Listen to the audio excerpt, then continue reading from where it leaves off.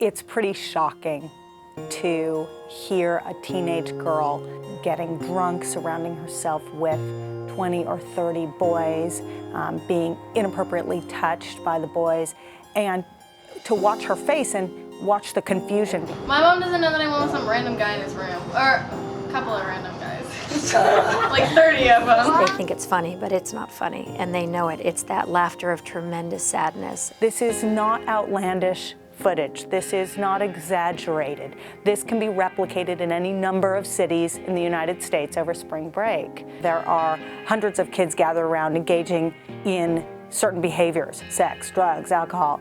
That good kid becomes a child who's engaging in those behaviors because of what's happening in his or her brain, that there's a chemical rush that compels your good child to make bad decisions. So what do we do as mothers, as parents, to help prevent what's going to happen, protect them while they're there, and help them gain some perspective? Parents can't prevent teens from going wild on spring break.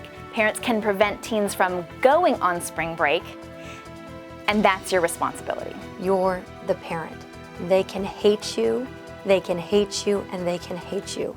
You're not their friend, but they need you to set limits. If you just say no, it doesn't really mean anything. So explain over and over again what it is you're concerned about, why you're worried about alcohol, why you're worried about drugs, why you're worried about sex. If they're going to go on spring break, though, there are mechanisms that you can put in place. Make sure that they have some cash funds or some credit card available to them in case of emergency. They need a buddy system that has your phone number. That means that your kid has your phone number, but their best friend does too. Make sure that they know they can call you and there will be no repercussion. Parents need to have an open and honest discussion with their teens about sex and drugs and alcohol. They need to understand the consequences and how the consequences follow them home from spring break. A sexually transmitted disease like herpes doesn't stay on spring break. A pregnancy doesn't stay on spring break.